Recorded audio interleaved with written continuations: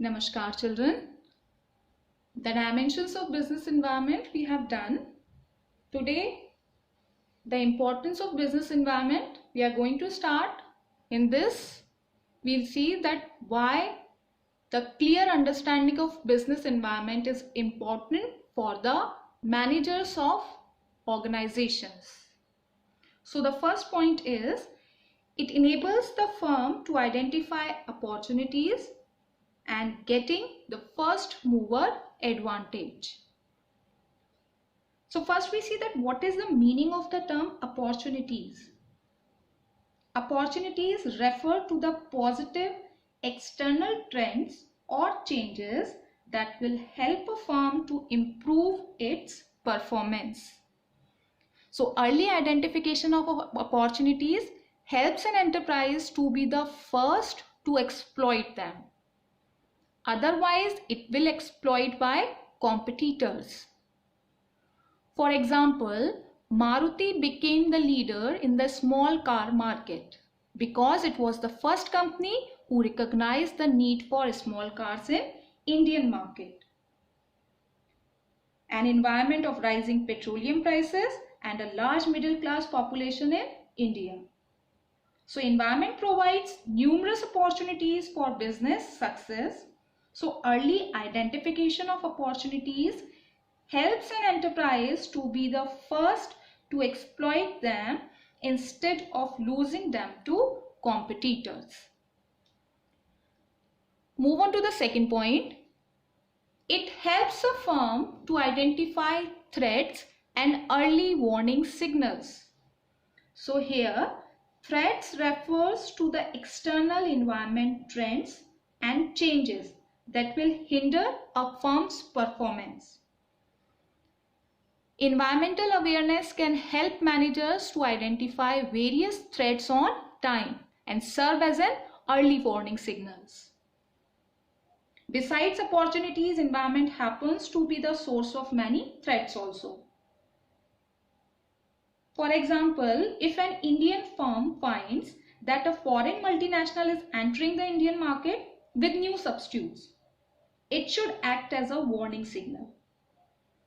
And on the basis of this information, the Indian firms can prepare themselves to meet the threat by adopting such measures as improving the quality of the product, reducing cost of the production, engaging in aggressive advertisement, and so on. The next importance is it helps in assisting in planning and policy formulation. Since business environment provides both opportunities and threats for a business enterprise, its understanding and analysis can be done on the basis for deciding the future course of action, that is known as planning, or training guidelines for decision making. For instance, entry of new players in the market, which means more competition. It may make an enterprise think afresh about how to deal with the situation. So new kind of planning as well as the new kind of policies are required to be made by the enterprise. The next is coping with changes. Today's business environment is getting increasingly dynamic, where changes are taking place at a fast pace.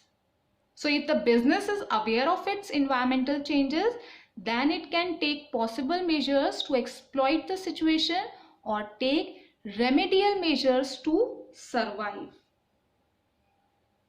Less brand loyalty, divisions and subdivisions of market, more demanding customers, rapid changes in technology, and intense global competition are just a few of the images used to describe today's business environment. Here, one example is given that when the Android OS market was flourishing and the customers were preferring Android devices, Nokia failed to cope with the change by not implementing Android OS on Nokia. Result, they lost their market share. So all sizes and all types of enterprises are facing increasingly dynamic environment. In order to effectively cope up with these significant changes, managers must understand and examine the environment and develop suitable courses of action. The next importance is it helps in improving performance. Environmental scanning helps a business environment of firms to identify the changes and develop suitable course of actions to improve their performances. Many studies reveal that the future of an enterprise is closely bound up with what is happening in the environment. And the enterprise that continuously monitor their environment and adopt suitable business practices are the ones which not only improve their present performance but also continue to succeed in the market for longer period. So here the example is given that Hindustan Motors, manufacturers of Ambassador car, which could not cooperate with the changing environment, gradually lost its market share while Maruti Suzuki succeed in it.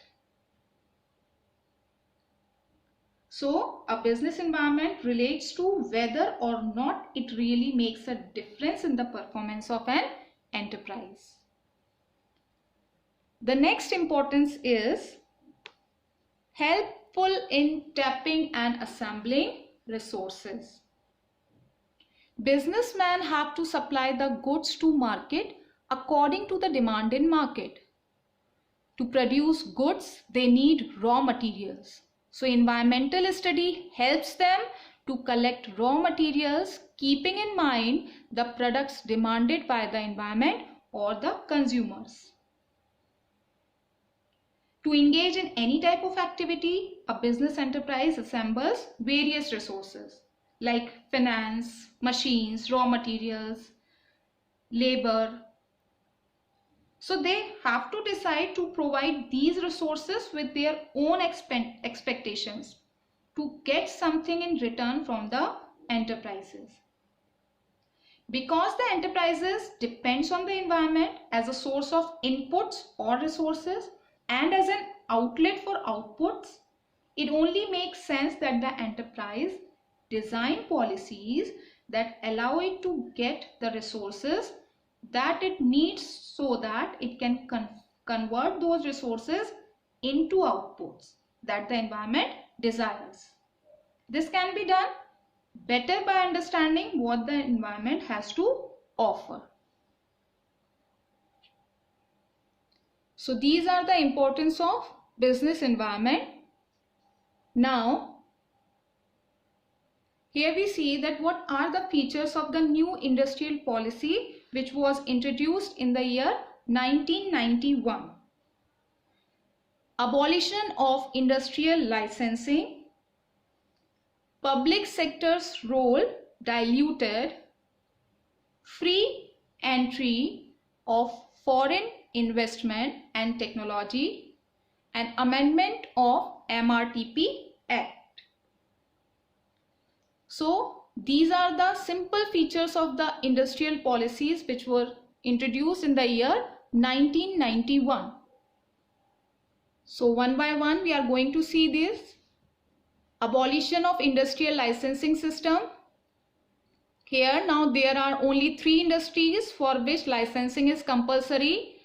This we have already discussed in our class 11th also, and these 3 industries are atomic energy, arms and rail transport. The second is public sector's role diluted. In this point, the industrial policy 1991 seeks to restrict the role of public sector and open the door to private sector. Now the private sector can easily enter into the public sector whenever they need. Disinvestment of public sector. The government has started the process of disinvestment in those PSUs, public sector units, which had been running into loss. Liberalization on foreign capital policy. the share of foreign equity participation was increased in in many sectors 100% foreign direct investment was permitted. So these are the features of industrial policy which was introduced in the year 1991.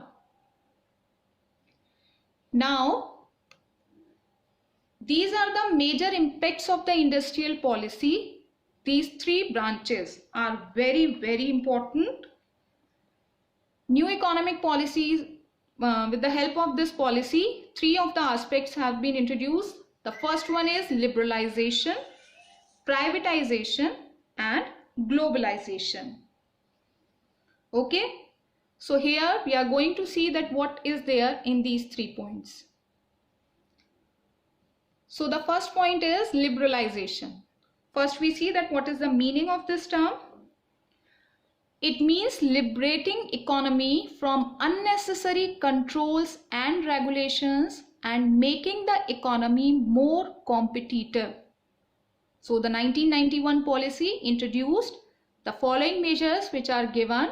The first one is abolition of industrial licensing except in few. A very short list was there and rest of the licensing requirement has been abolished by the government. Liberalization in import and export, simplifying the procedures for the import and export. And freedom in fixing prices. The companies are allowed to take the measurement to fix the prices of their product by their own. This kind of freedom was given by the government for the goods and services. Now the fourth is easy and simplifying the procedure to attract foreign capital in India. Freedom in deciding the scale of business activities. No restriction on expansion or contraction of business activities. And removal of restrictions on the movement of goods and services.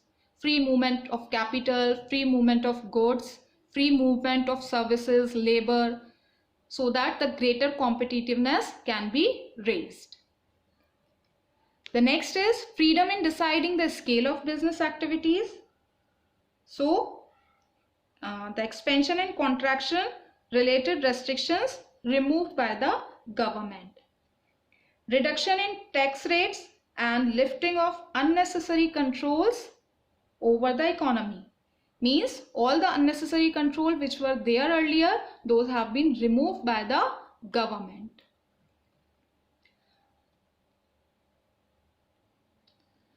The second one is privatization. Privatization refers to giving greater role to private sector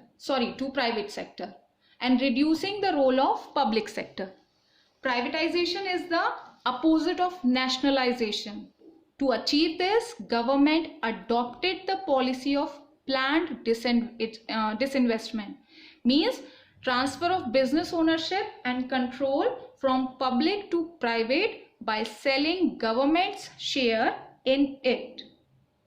Economic reforms aimed at giving greater role to private sector in country's economic development. So various policies were introduced to limit the area of public sector and give way to expansion of private sector. Now here we see the first one is disinvestment of public sector. It means sell a part of government share in a PSU to private sector. Say just like government reduces its shareholding from 100% to 60% in a public sector unit by selling 40% shares of the company to the private sector. The second is de-reservation of areas formerly reserved for the public sector like communication, insurance sectors, these all. The third is the globalization. Globalization refers to integration of various economies of world. In globalization, entire world is considered as a single market. It leads to free movement of people, goods and services across boundaries. So globalization paves the way to many MNCs to Indian market. So it means integration of domestic economy of a country with the international economy. It involves free interaction with the rest of the world in the matter of production, trade, capital, exchange rates, etc. So what are the things in this? Till 1991, Government of India has followed a policy of strictly regulating imports in value and volume terms. Through globalization, government adopted these steps. The first one is import liberalization. Means easily the things can be imported by the country. Export promotion, maximum export should be there. Rationalization of tariff structure, and FERA was replaced with FEMA. FERA, that is the Foreign Exchange Regulation Act, which was replaced by FEMA, Foreign Exchange Management Act. As a result of globalization, physical boundaries and political boundaries remained no barriers for business enterprise. Whole world becomes a global village, and it involves greater interaction and interdependence among the various nations of global economy. So today we will do till here. Revise these points and read the impact of changes in economic policy on the business, and do the given cases also. Thank you.